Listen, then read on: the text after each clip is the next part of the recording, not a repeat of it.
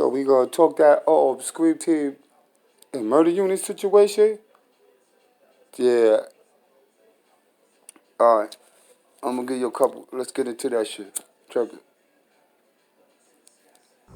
Yeah, you know what time it is, man. It's your boy 6'7", man, Murder Unit General, man. Shout out to my nigga Ant Live, man. You know what I'm saying? He's a stand-up dude, solid. You know what I mean? He held it down, did busted time. He walked that shit down. Now he's about to hit the bricks on niggas, you know what I mean? So shout out to him, man. My memories of Ant Live, I got a lot of memories. But one I like the most is when Ant Live crew was beefing with my crew. That nigga kept it 100, man. I kept it 100. People was trying to get us to beef with each other, but we kept that solidness, you know what I'm saying, the realness there, man. And we ain't beef with each other, man. So shout out to my nigga Ant Live, man.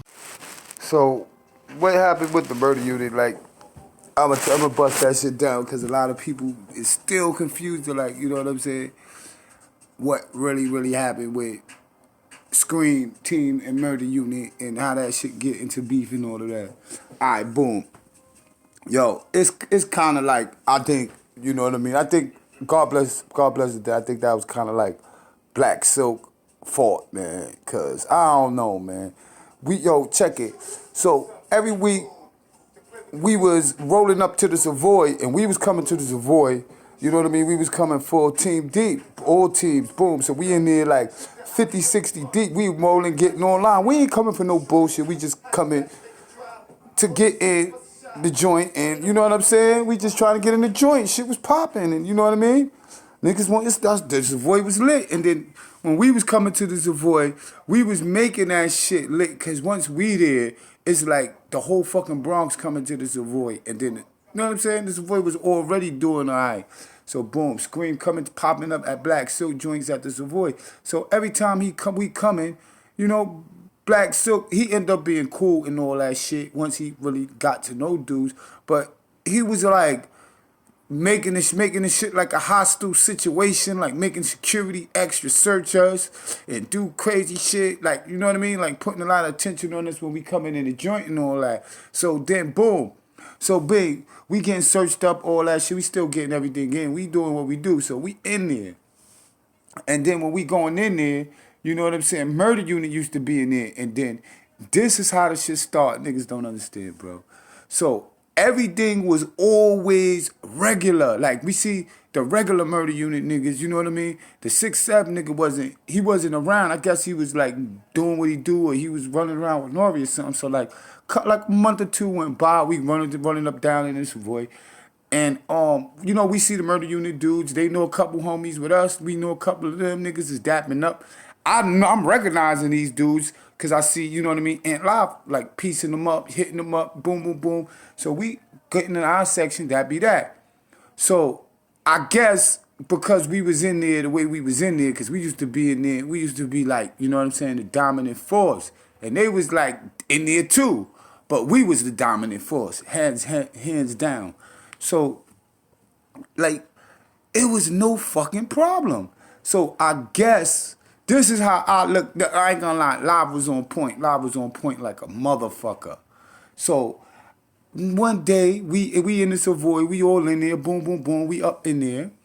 So 6'7", I guess he was pulling up, and I guess his crew had amped him up about us. Like, yo, these niggas is coming in the club, they, whatever. But he ain't really let him know.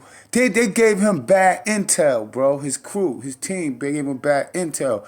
So, you know what I'm saying? He came in there like super nigga, like, yo, boom, he came in like, I don't know what. So then I'm looking at Live, because me and Live side by side. I'm like, yo, Live, ain't that your peoples over there, these dudes? He said, yeah. I said, what's up with homie? Why you acting like that? And he said, and I said, why they acting like that? Then Live was like, yo, cause 6'7" is dead. And you know what I mean? Just cause he back, so now they It developed going into a club, and an incident happened in a club. I don't want to get too much detail about it, but an incident happened in the club where niggas bumped me. And then one of the Murder Unit niggas popped off. And then a couple days later, niggas tried to knock me off. They shot over 100 rounds. You know what I'm saying? Niggas got caught on the scene with guns and all that. So, you know, I guess like it's reported already, everybody, you know, whatever. But I don't really even know what became of that because, remember, ain't nobody going to court or none of that shit, so most, I guess, a nigga gonna get is a gun charge when that happened, you know what I'm saying? Right. Early 1990s gave birth to a lot of neighborhood drug crews. A lot of crews was getting some real money on their blocks all over America. No different was the scene in the Bronx where you had Sex Money Murder, the Scream Team, Murder Unit, all active around the same time. They were all frequenting the same nightclubs. And of course, alcohol, testosterone, you'll have some incidents. So there was an incident between Murder Unit and the Scream Team at the Savoy.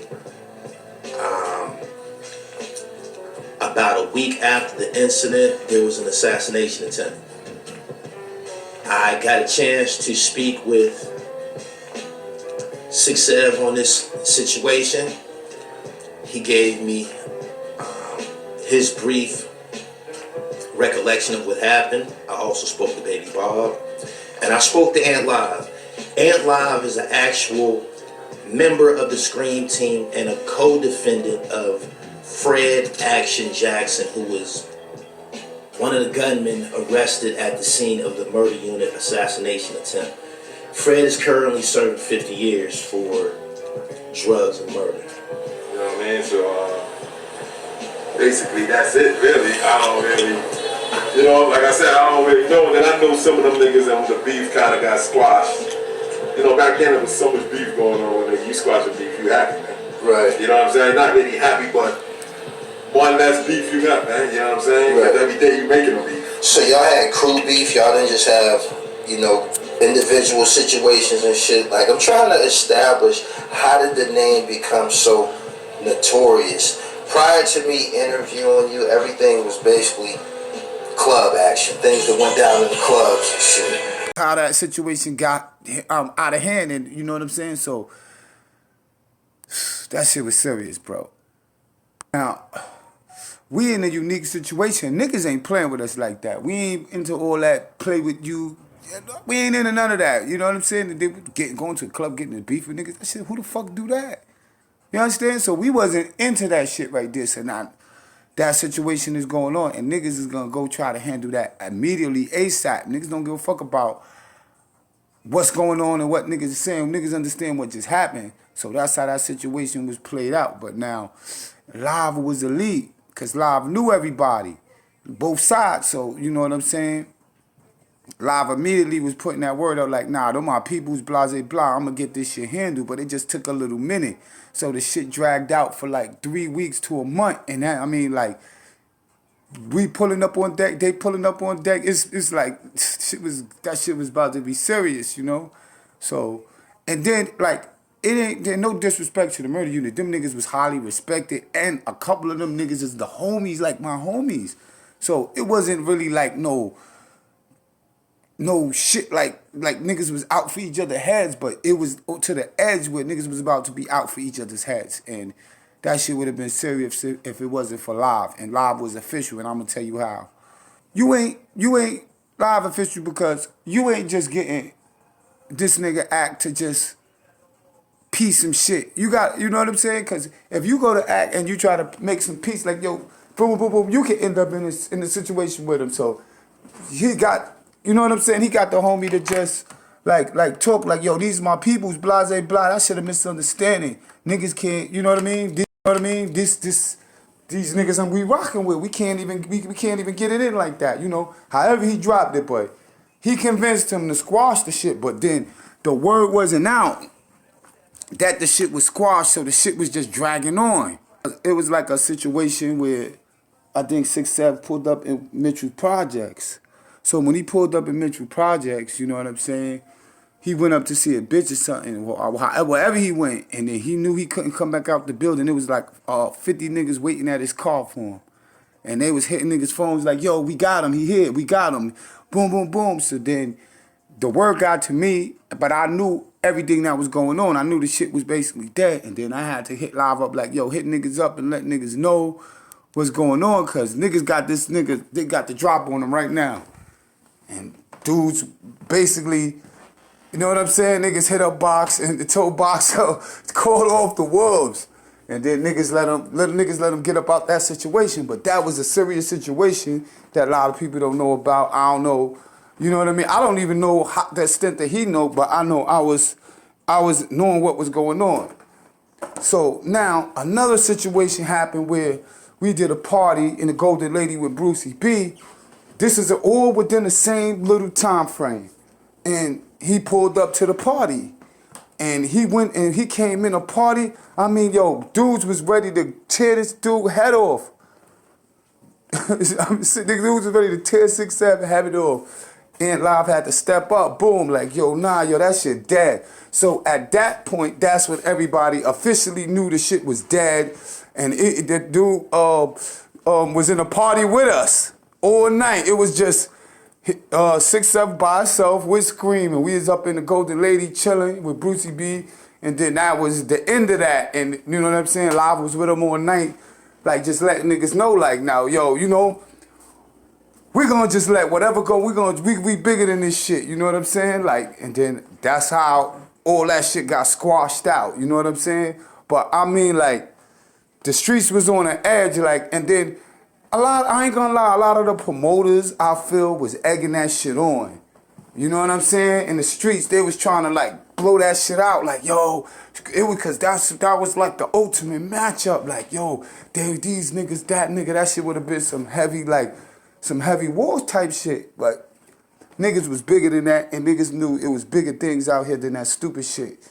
You know what I'm saying? So, salute to Live, you know what I mean, on that one. Like, Live held that situation down. But that's why when you see Live out here now getting praised, you know what I'm saying, he getting that because, I mean, yo, this dude did like 100 situations like that, like mad situations, like, you know what I'm saying, Live, that nigga that came through.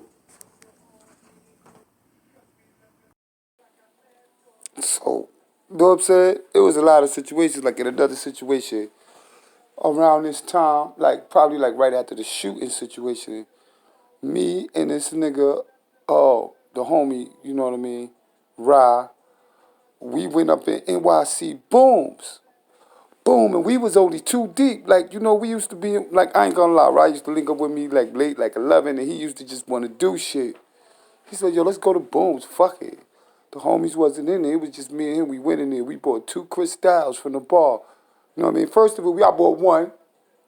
I came back to our section. He said, fuck that, go buy another one. And I went, he gave me 500, I went and bought another bottle. So when I went to the bar, the murder unit niggas seen me, boom. And I was standing at the bar with Sex Money Murder niggas from the View. You know what I mean? I ain't gonna drop who niggas was, but the Sex Money niggas was piecing me at the bar like, what's good, bro? Boom, yeah, we kicking it. So then I grabbed the bottle and then I walked back over to this nigga Rod and I'm like, yo, bro, these niggas is on me. Next thing you know, we turn around like 50 murder unit niggas is coming. I mean, these niggas is coming. They coming. This nigga 6'7" gathered them up. So they start rolling on us. Boom. So they coming towards us. So we both grabbed the bottles. We like, yo, we gonna start busting heads. You already know. We ain't running. So we stood there with the fucking bottles. Then